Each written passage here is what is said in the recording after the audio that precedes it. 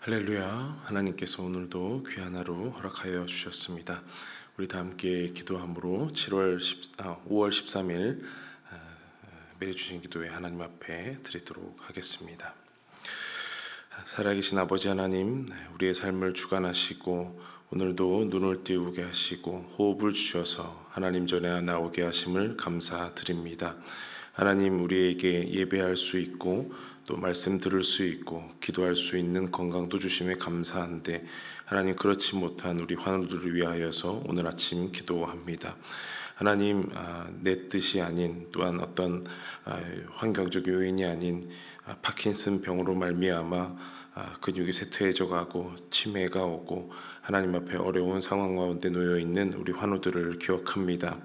또한 그 파킨슨에 놓여져 있는 또 어머니의 모습을 보고 또 눈물로 기도하며 하루하루 지내고 있는 우리 딸들의 모습도 기억합니다.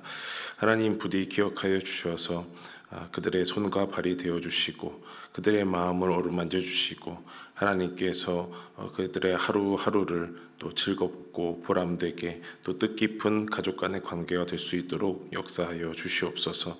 하나님, 한순간에 바뀌어지는 병이 아니기에 하루하루 힘이 들고 또 하루하루 악화되는 것을 보면서 자식들의 마음이 아파하는 것을 볼 수 있습니다.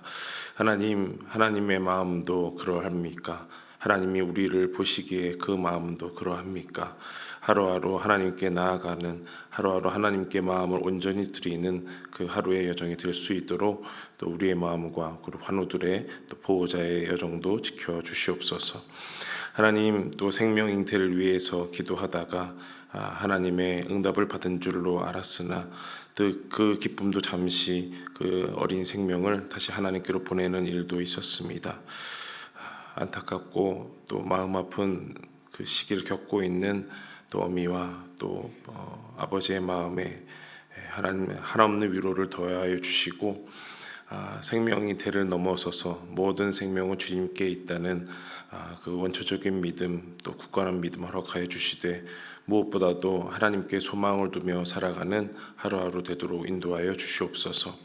하나님, 어린 생명을 보내는 것이 어린 생명을 낳는 것과 다를 바 없다는 말도 있습니다. 하나님, 부디 그 육신의 모든 부분을 하나님께서 만져주시고 치유하여 주시고 다시금 원상태로 회복시켜 주셔서 하나님 앞에 나올 수 있고 다시 한번 생명을 위하여서 온전히 기도할 수 있는 그런 길로 인도하여 주시옵소서. 하나님, 오늘도 하나님 앞에 우리 교회를 위하여서 한 마음으로 기도합니다. 한 공동체로 세우셨사오니 우리가 주님 앞에서 한 마음으로 진행하게 해 주시고 각각 자기의 일을 돌볼 뿐더러 남의 일을 나의 일처럼 돌보는 귀한 공동체 되도록 인도하여 주시옵소서. 하나님, 우리가 서로의 삶은 다르고 믿음도 다르고 서로의 성향도 다르올지나 주님 안에서, 주 안에서, 한 성령 안에서 진행하게 하여 주시고 앞으로 또 교회 이전을 위하여서 한마음 한뜻으로 기도하는 온 공동체 되도록 인도하여 주시옵소서. 정말 이때야말로 하나님, 더욱더 기도해야 할 때고 하나 되어야 할 때라고 믿습니다. 하나님, 우리가 주님의 자녀 될 수 있도록, 우리가 교회 될 수 있도록 인도하여 주시옵소서. 하나님 말씀 앞에 오늘도 겸손히 나아갑니다. 우리의 눈을 열어서 주의 율법에서 놀라운 것을 보게 하여 주시고 주의 계명 가운데서 하나님의 뜻을 발견하는 귀한 아침 또 하루 될 수 있도록 인도하여 주옵소서. 예수님의 이름으로 기도하옵나이다. 아멘. 하나님의 말씀은 사도행전 7장 1절에서 16절입니다. 사도행전 7장 1절에서 16절 말씀 우리 한 절씩 교독하고요. 16절은 같이 읽도록 하겠습니다. 대제사장이 이르되 이것이 사실이냐? 스데반이 이르되 여러분 부형들이여 들으소서. 우리 조상 아브라함이 하란에 있기 전 메소포타미아에 있을 때에 영광의 하나님이 그에게 보여 이르시되 내 고향과 친척을 떠나 내가 네게 보일 땅으로 가라 하시니 아브라함이 갈대아 사람의 땅을 떠나 하란에 거하다가 그의 아버지가 죽음에 하나님이 그를 거기서 너희 지금 사는 이 땅으로 옮기셨느니라. 그러나 여기서 발붙일 만한 땅도 유업으로 주지 아니하시고 다만 이 땅을 아직 자식도 없는 그와 그의 후손에게 소유로 주신다고 약속하셨으며 하나님이 또 이같이 말씀하시되 그 후손이 다른 땅에서 나그네가 되리니 그 땅 사람들이 종으로 삼아 400년 동안을 괴롭게 하리라 하시고 또 이르시되 종 삼는 나라를 내가 심판하리니 그 후에 그들이 나와서 이곳에서 나를 섬기리라 하시고 할례의 언약을 아브라함에게 주셨더니 그가 이삭을 낳아 8해 만에 할례를 행하고 이삭이 야곱을 야곱이 우리 12조상을 낳으니라. 여러 조상이 요셉을 시기하여 애굽에 팔았더니 하나님이 그와 함께 계셔 그 모든 환난에서 건져내사 애굽 왕 바로 앞에서 은총과 지혜를 주심에 바로가 그를 애굽과 자기 온 집의 통치자로 세웠느니라. 그때에 애굽과 가나안 온 땅에 흉년이 들어 큰 환난이 있을세 우리 조상들이 양식이 없는지라. 야곱이 애굽에 곡식이 있다는 말을 듣고 먼저 우리 조상들을 보내고 또 재차 보냄에 요셉이 자기 형제들에게 알려지게 되고 또 요셉의 친족이 바로에게 드러나게 되니라. 요셉이 사람을 보내어 그의 아버지 야곱과 온 친족 75사람을 청하였더니 야곱이 애굽으로 내려가 자기와 우리 조상들이 거기서 죽고 세겜으로 옮겨져 아브라함이 세겜 하몰의 자손에게서 은으로 값주고 산 무덤에 장사되니라. 아멘. 네, 함께 잘 읽어 주셨습니다. 오늘은 사도행전 7장의 말씀 앞부분의 말씀을 함께 읽었습니다. 스데반 집사죠. 스데반 집사가 사람들의 그런 모함에 이끌려서 공회에 심판받는 그런 장면이고요. 사도행전 7장은 대부분 스데반의 설교로 가득하져 있습니다. 이게 말이 좋아서 설교지 어떻게 보면 피의자의 마지막 최후 변론이라고 할 수가 있겠습니다. 왜냐하면 이 스데반의 설교가 마친 후에는 우리가 월화수 이렇게 설교를 볼 텐데 스데반의 설교가 마친 후에는 심판을 당하게 됩니다. 한마디로 돌에 맞아 죽게 되는 그런 상황에 있게 되므로 이게 좋게 말하면 스데반의 설교 또 엄밀히 말하면 스데반의 최후 변론 이렇게 볼 수가 있겠습니다. 스데반이 고발이 됐습니다. 근데 스데반이 어떤 사람입니까? 우리가 토요일에도 말씀을 함께 나누었지만 초대교회의 7 집사 중에 하나였고요. 그 중에 이제 가장 먼저 손꼽히는 사람이었고 성령과 지혜가 충만하여서 사도들이 말씀과 기도 사역에 전력을 다할 때에 그 성령과 지혜와 믿음을 충만한 걸 가지고 또 자신에게 주어진 사역을 최선을 다한 사람이겠습니다. 그런데 오늘 그 모함을 받고 이 공회로 고발당하려는 그런 위기 속에 처해 있었습니다. 그런데 이 스데반이 이제 6장 말미에 보면은 너무나 말을 잘 하는 겁니다. 성령과 지혜로 너무나 말을 잘 대응을 해서 이 증인들 간의 이 싸움 실력이 상대가 되지 않는 겁니다. 스데반이 다 이기는 그런 형세가 되는 것이죠. 그래서 돈으로 사람을 매수해서 거짓 증인을 세워서 이 스데반을 모함하려고 하는 겁니다. 이 거짓 증인들을 그러니까 매수된 사람들이 말을 하기를 이 스데반 이 사람이 나사렛 예수가 말하길 성전을 헐고 우리가 이 섬기는 성전을 헐고 모세의 율법을 고칠 것이다라고 이제 예수님이 그렇게 말했다라고 고발을 하는 것입니다. 돈으로 매수된 사람들이 이 스데반을 향하여서 이런 음모를 벌이는 것인데 너무나 아이러니하게도 이 돈으로 매수된 사람들이 진실을 말하고 있습니다. 그게 무슨 말이냐면 요한복음 2장 19절에 보면요, 예수께서 대답하여 이르시되 너희가 이 성전을 헐라 내가 사흘 동안에 일으키리라. 뭐라고 했어요? 성전을 무너뜨려라 내가 사흘 만에 일으키겠다라고 누가 말씀하셨나요? 예수님이 말씀을 하셨어요. 그러니까 이제까지 여러 증인들을 해서 당하지 못해가지고 기껏 돈을 들여서 이런 모함을 하게 했는데 그 사람들은 어떻게 보면 진실을 말하고 있었다라는 거죠. 그래서 예수가 성전을 헐고 모세의 율법을 고치리라라고 말하는 그런 증언이 사실은 진실이었다. 근데 이제 성전을 허는 것에 대해서는 진실인데 이제 모세의 율법을 고치리라라는 그런 말에 대해서는 좀 논박이 있는 것이죠. 그래서 반은 맞고 반은 거짓인 그런 상태로 스데반이 이렇게 고발이 되었습니다. 이제 그런 상황 속에서 오늘 7장 1절에 대제사장이 이르되 이것이 사실이냐라고 묻는 거죠. 이런 고발에 이런 뭐 그때는 모함이라고 할 수 없겠지만 그런 증인들의 그런 말이 사실이냐라고 물어보는 것입니다. 그럼 여러분들 같으면 어떻게 하겠습니까? 사실이 아닙니다.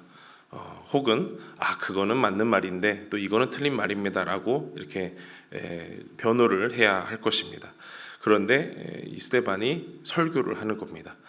최후 변론을 하는 것인데 굉장히 길게 말을 하는 것인데 그 내용을 쭉 보면은 이스라엘의 이야기입니다. 이스라엘.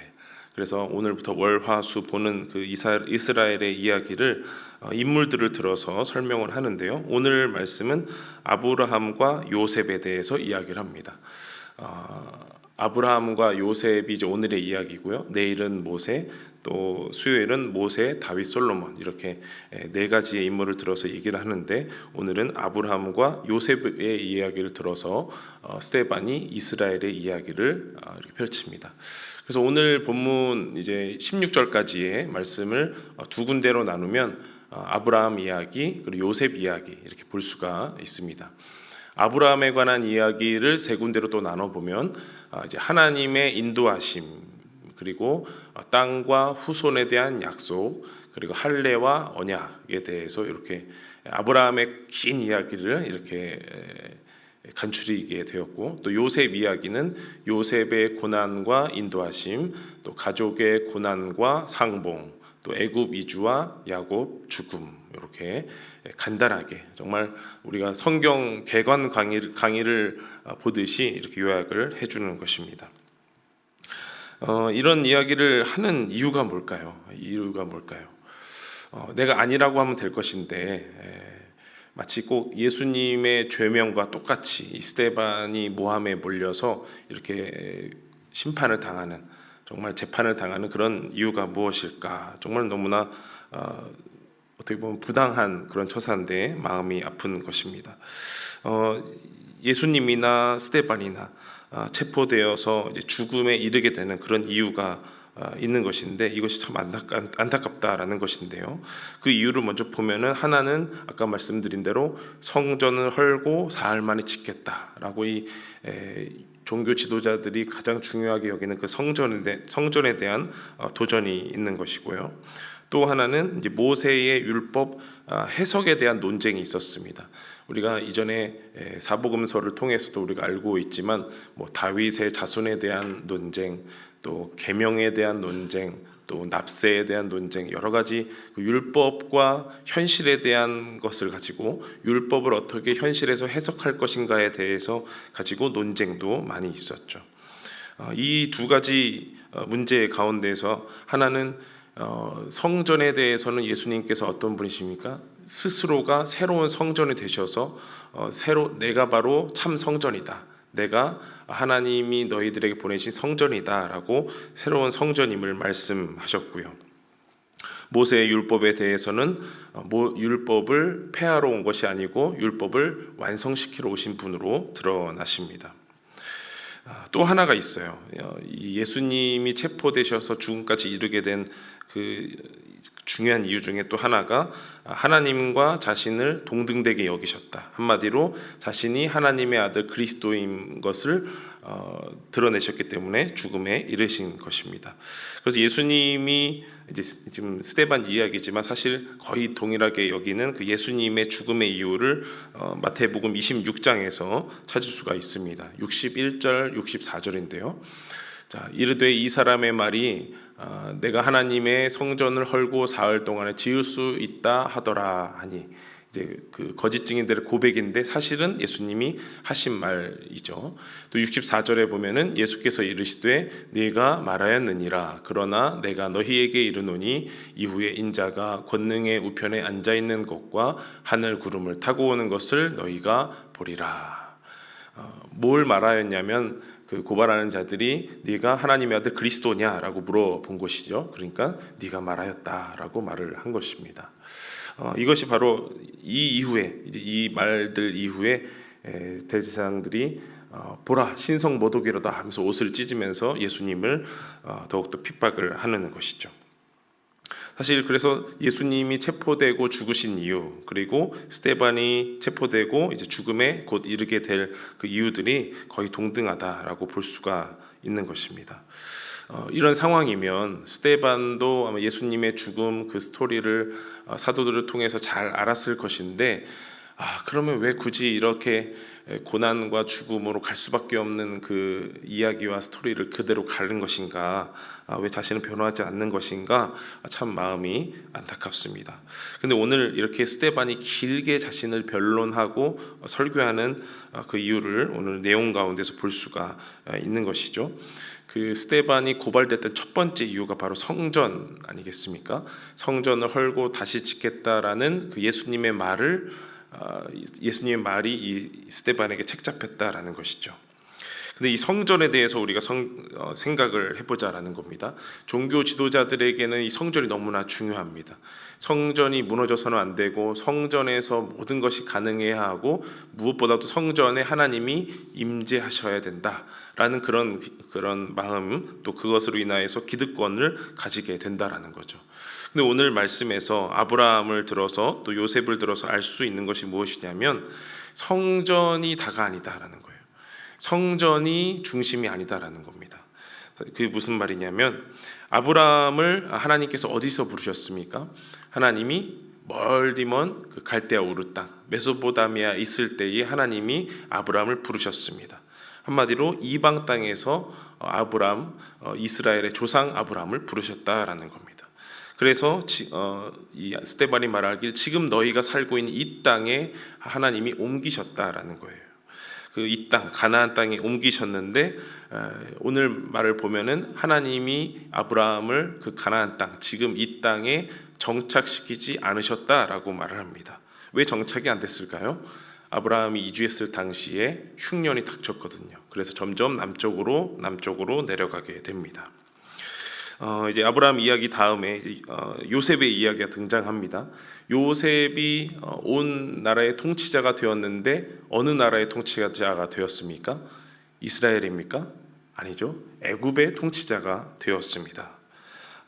그리고 그 가족들이 머물고 있던 자신을 팔아넘겼던 형들과 또 아버지가 있는 그 가족들은 어디에 있었습니까? 가나안 땅에 있었습니다.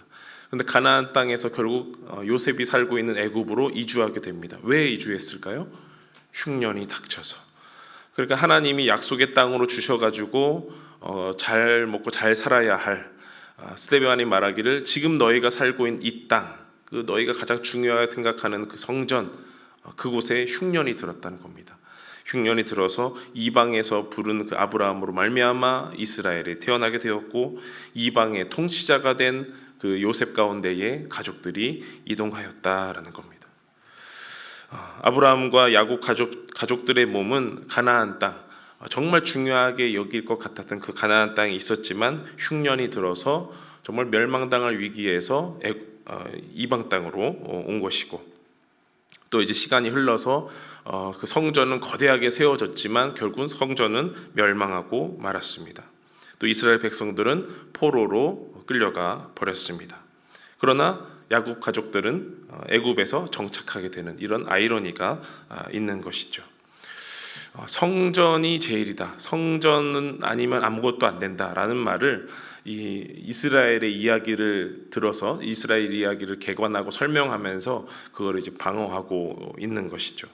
그러니 성전이 중요하다. 성전 말고는 아무것도 아니다라는 그 종교 지도자들의 말을 반박하면서 참 성전이신 예수님을 이제 끝내 이야기 끝에 이렇게 드러내는 것입니다. 그래서 오늘 우리가 알 수 있는 이 스데반이 들려주는 최후 변론, 스데반의 설교에 이 아브라함과 또 요셉까지 흐르는 이야기의 초점을 보면요, 한마디로 말을 하면 하나님은 자신의 백성을 신실하게 인도하신다라는 겁니다. 하나님은 자신의 백성을 신실하게 인도하신다. 이걸 다르게 얘기하면 하나님은 성전에서만 하나님의 백성을 인도하시는 것이 아니라 종교 지도자들 너희가 중요하게 여겨서 결국엔 예수를 죽이고 또 나도 지금 잡아 넣으려고 하는 그런 성전 기득권, 성전을 지키려고 하는 그런 어긋난 마음이 다가 아니라 하나님은 성전 밖에서도 온 나라에서도 심지어 이방 땅을 통해서도 하나님은 신실하게 인도하신다라는 겁니다. 그게 아니면 성전에만 복을 내려주시고, 그렇죠? 가나안 땅에만 막 풍년을 내려주시고 그래야 할 것인데 그 시조 아브라함부터 또 요셉에 이르기까지 보면 그렇지 않았다라는 말을 역사를 들어서 보여주고 있는 겁니다. 사실 이 이야기를 가장 잘 알고 있는 사람이 누굴까요? 목사일까요? 스데반의 말을 듣고 있는 종교 지도자일 겁니다. 너무나 잘 알고 있겠죠, 이 스토리를. 하지만 그렇게 해석하지는 않았을 겁니다. 자신들에게 유리한 식으로 해석을 했을 것인데 이 스데반의 이 뼈를 때리는 말로 인하여서 그들이 점점 분노의 마음을 일으키고, 하지만 스데반은 자신의 변론을 통해서 설교를 통해서 결국 예수님을 드러내게 될 것입니다. 하나님은 자신의 백성을 신실하게 인도하십니다. 그리고 오늘 우리에게 적용을 하면 하나님은 우리를 신실하게 인도해 주실 것입니다. 하나님이 보여주실 그 땅으로 가게 하시되 예수로 말미암아 가라. 하나님이 신실하게 인도해 주실 것인데 끝내는 예수를 통해서 가라. 예수 그리스도가 우리의 참 성전이 되신다. 예수 그리스도가 우리의 그런 터널이 되시고 또 통과가 되게 하시고 또 우리가 끝내 이르게 될 그 목적지가 되게 하실 것이다라고 우리에게 말씀하십니다. 하나님이 우리를 신실하게 인도해 주실 것을 믿고 또 여러분 각자와 또 가정과 또 직장을 오늘도 신실하게 인도해 주실 것을 간절히 바랍니다. 기도하겠습니다. 살아계신 아버지 하나님, 하나님 우리에게 참 좋은 것 많이 주셨는데 또 우리 교회도 주셔서 너무나 감사합니다. 우리 교회가 우리의 우상이 되지 아니하고 또 성전으로 여기지만 그 성전이 우리의 어떤 기득권이나 어떤 고집이나 아집이 되지 않도록 오늘도 인도하여 주시옵소서. 넓게 보고 깊게 보면 하나님이 우리를 이제까지 신실하게 인도하셨습니다. 또한 앞으로도 그렇게 인도하실 것을 굳게 믿고 나아갑니다. 하나님 우리의 믿음을 더욱더 폭넓고 폭 깊게 하여 주시고 하나님을 바라는 우리의 믿음이 쇠락하거나 왜곡되지 않도록 주님 인도하여 주시옵소서. 스데반이 들려주는 그 설교 또 이스라엘의 이야기를 하루하루 듣고 나아갈 것인데 그 안에 담겨있는 하나님의 귀한 뜻을 오늘도 알아가며 하나님 예수를 통하여서 예수를 말미암아 살아가는 오늘 하루 될 수 있도록 인도하여 주시옵소서. 함께 계실 줄 믿사옵고 예수님의 이름으로 기도하옵나이다. 아멘. 계속해서 기도하며 나아가시겠습니다.